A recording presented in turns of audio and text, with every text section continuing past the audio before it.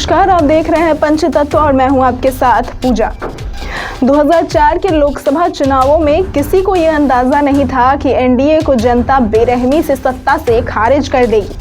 न India shining का नारा लोगों को लुभा पाया और न ही अटल बिहारी वाजपेयी की साफ सुथरी छवि। कांग्रेस के रणनीतिकारों ने इस बार गठबंधन की राजनीति की ठानी। साथ ही हर तरफ सुर्खियां यही रही कि अगर यूपीए को जीत मिली तो सोनिया गांधी ही प्रधानमंत्री बनेंगी। लेकिन इन सब बातों के बीच उस समय किसी को इस बात की भनक भी नहीं थी कि मनमोहन सिंह देश की बागडोर संभालने वाले हैं। 13 मई को नतीजे आए और 20 मई को मनमोहन सिंह ने प्रधानमंत्री पद की शपथ ली। इन 7 दिनों में जितने ट्विस्ट और टर्न आए वो किसी सुपरहिट फिल्म की कहानी से कम नहीं थे। तो चलिए आज आपको बताते हैं मनमोहन सिंह के प्रधानमंत्री बनने की पूरी कहानी। 14वीं लोकसभा चुनाव के एनडीए सरकार ने समय से पहले ही घोषणा कर दी। जल्दी चुनाव कराने की एनडीए की एक वजह कांग्रेस का बुरे हाल में होना भी था। कुछ समय पहले हुए विधानसभा चुनावों में बीजेपी ने अच्छा प्रदर्शन किया था और कांग्रेस को करारी हार मिली थी। अटल बिहारी वाजपेयी की साफ सुथरी छवि थी और दूसरी तरफ बीजेपी ने इंडिया शाइनिंग और फील गुड का नारा दिया। तो इधर चुनावी चर्चा शुरू होते ही कांग्रेस ने तय किया कि अब पार्टी गठबंधन की राजनीति करेगी। गठबंधन के लिए सोनिया गांधी खुद रामविलास पासवान के घर गई। राजीव गांधी हत्याकांड में जयंत कमीशन की रिपोर्ट में करुणानिधि का नाम होने के बावजूद सोनिया ने डीएमके से गठबंधन किया। तेलंगाना राष्ट्र समिति से भी तालमेल बनाया गया। बिहार में सिर्फ 4 सीटों पर लड़ने का लालू यादव का ऑफर भी कांग्रेस ने मान लिया। महाराष्ट्र में एनसीपी से भी किया गया। गठबंधन की कोशिश यूपी में सपा और बसपा के साथ भी हुई, लेकिन बात नहीं बनी। इन दोनों पार्टियों ने अकेले ही चुनाव लड़ा। झारखंड मुक्ति मोर्चा से भी हुई, जम्मू कश्मीर में पीडीपी से भी हुई। इसके बाद ही यूपीए यानी कि संयुक्त प्रगतिशील गठबंधन का गठन हुआ और इसकी चेयरपर्सन सोनिया गांधी बनी। 20 अप्रैल 2004 से 10 मई के बीच 4 चरणों में लोकसभा चुनाव हुए। 13 मई को आए चुनावी नतीजों ने एनडीए को चारों खाने चित्त कर दिया। कांग्रेस 145 सीटों के साथ सबसे बड़ी पार्टी बनकर उभरी, वहीं बीजेपी 138 सीटों पर सिमट गई। इस जीत के बाद सोनिया गांधी के प्रधानमंत्री बनने को लेकर अटकलों का बाजार गर्म हो गया। चुनावों में वैसे तो कांग्रेस ने सोनिया गांधी को प्रधानमंत्री पद के दावेदार के तौर पर पेश करने से परहेज किया था, लेकिन बावजूद इसके ये तय था कि अगर कांग्रेस चुनाव जीतती है तो पीएम तो वही बनेगी। सकारात्मक रुख देखकर कांग्रेस ने सिर्फ ये कहा था कि अगर यूपीए सरकार बनी तो उसका नेतृत्व कांग्रेस ही करेगी। सोनिया गांधी के प्रधानमंत्री बनने की खबरें आते ही बीजेपी ने उनके विदेशी बहू और इतावली होने का जिन निकालकर राजनीति में उथल-पुथल मचा दी। बीजेपी के दिग्गज नेता सुषमा स्वराज ने तो ऐसी बयानबाजी की जिसे सुनकर हर कोई शॉक्ड रह गया। उन्होंने कहा, अगर सोनिया गांधी को शपथ दिलाई जाती है तो मैं त्याग पत्र दे दूंगी। ये लड़ाई मैं भिक्षुनी के तौर पर लड़ूंगी। मैं रंगीन वस्त्र उतार कर केवल श्वेत वस्त्र धारण करूंगी। अपने केश कटा दूंगी। जमीन पर सोऊंगी और भुने हुए चने खाऊंगी। उन्होंने यहाँ तक कहा कि उन्हें सोनिया गांधी को संसद में माननीय प्रधानमंत्री कहकर संबोधित करना बिल्कुल भी गवारा नहीं है। बढ़ते हुए विरोध के बीच उस वक्त देश की राजनीति इतनी रोचक हो गई कि हर नुक्कड़ पर यही चर्चा होने लगी। ऐसा भी कहा जाने लगा कि सोनिया पीएम नहीं बनेंगी। इसी बीच सोनिया गांधी जब राष्ट्रपति एपीजे अब्दुल कलाम से मिलने पहुंची तो यही माना जा रहा था कि उनका प्रधानमंत्री बनना महज एक औपचारिकता भर है। सोनिया के प्रधानमंत्री न बनने की खबरों को कांग्रेस के दिग्गज नेता अफवाह बोलकर खारिज कर चुके थे। लेकिन इस मुलाकात के बाद सोनिया ने मीडिया से बात करते हुए कहा कि वो अगले दिन फिर से राष्ट्रपति से मुलाकात करेंगी। उन्होंने कहा कि हम सभी सपोर्टर के लेटर के साथ फिर से राष्ट्रपति से मिलेंगे। इसके बाद अफवाहों का बाजार फिर से गर्म हो गया। सवाल उठे कि आखिर सहयोगी दलों की चिट्ठियां राष्ट्रपति को पहली मुलाकात में ही क्यों नहीं दी गई। ये खबर आग की तरह फैल गई कि सोनिया पीएम बनने से हिचक रही हैं। सोनिया के समर्थन में 10 जनपद पर उनके समर्थकों का मेला लगा रहा। यहाँ तक कि आत्महत्या की धमकी तक दी गई। हमीरपुर से कांग्रेस के पूर्व सांसद ने ऐलान कर दिया था कि अगर सोनिया पीएम नहीं बनी तो वो खुद को आत्महत्या कर लेंगे। ऐसी बहुत सारी बातें हुई।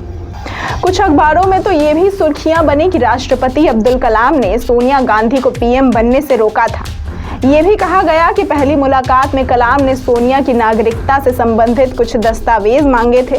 बाद में 2012 में इस वाक्य का जिक्र अब्दुल कलाम ने अपनी किताब में किया। Turning point a journey through challenges में उन्होंने लिखा, 2004 में हमने सोनिया को सरकार बनाने की पूरी तैयारी कर ली थी। हमारे दफ्तर ने सोनिया गांधी के नाम चिट्ठी भी तैयार कर ली थी, लेकिन सोनिया ने मनमोहन सिंह का नाम आगे बढ़ाकर हमें चौंका दिया था। निश्चित तौर पर इससे मैं राष्ट्रपति भवन और सचिवालय के लोग चौंक गए। हमें दोबारा से चिट्ठी बनानी पड़ी थी। अगर सोनिया प्रधानमंत्री बनने का दावा करती तो हमें कोई दिक्कत नहीं थी। सोनिया पर प्रधानमंत्री बनने का दबाव बढ़ने लगा। इन खबरों ने कांग्रेस के सहयोगी दलों की चिंता बढ़ा दी। सोमनाथ चटर्जी, शरद पवार और अमर सिंह जैसे सभी नेताओं ने सोनिया को मनाने की काफी कोशिश की। सोनिया के पीछे हटने के लिए बीजेपी को जिम्मेदार ठहराया गया। बीजेपी के विरोध पर सोमनाथ चटर्जी ने कहा, सोनिया गांधी के विदेशी होने के मुद्दे को जिस तरीके से उठाया जा रहा है वो जनता के फैसले का अपमान है।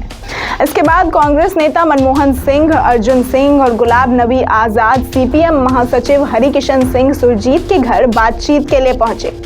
अमर सिंह ने भी यहां हिस्सा लिया। यहां लालू ने कहा, जो हमारा निर्णय होगा हम उस पर कायम हैं, उसका आदर करके उन्हें शपथ लेना चाहिए।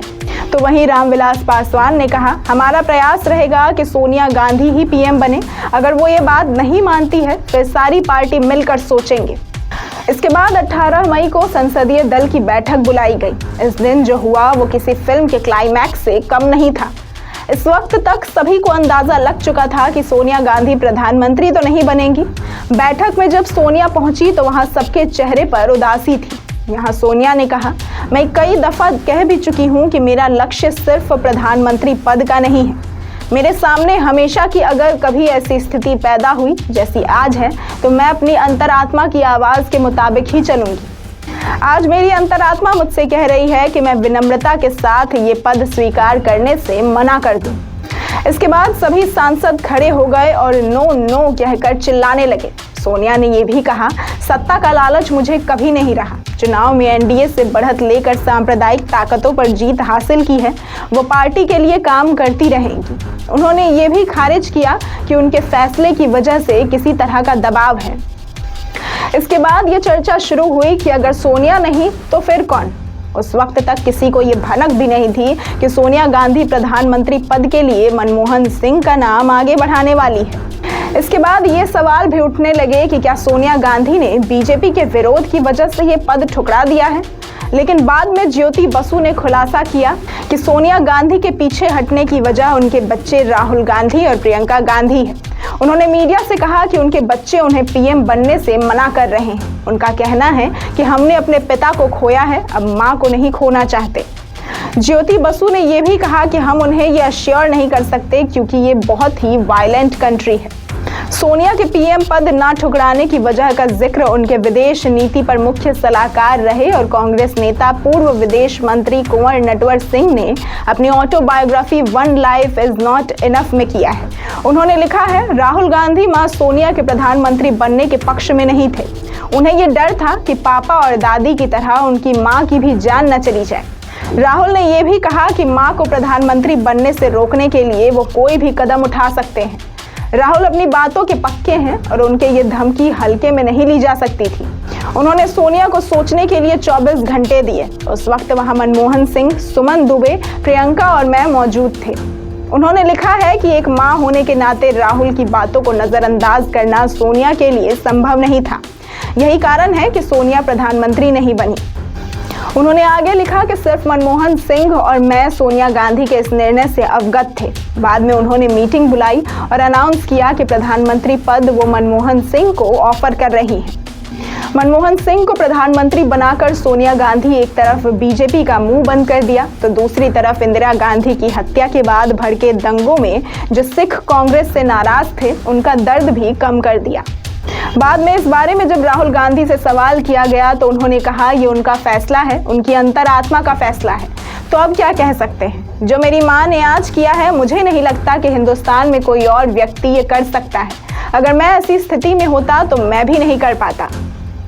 जिसके बाद मनमोहन सिंह ने 20 मई को भारत के 13वें प्रधानमंत्री के रूप में शपथ ली। इसके बाद मनमोहन सिंह 2004 से लेकर 2014 तक प्रधानमंत्री रहे। जवाहरलाल नेहरू और इंदिरा गांधी के बाद मनमोहन सिंह सबसे ज्यादा समय तक पद पर बने रहने वाले प्रधानमंत्री हैं। ऐसी तमाम खबरों और जानकारियों के लिए देखते रहें पंचतत्व।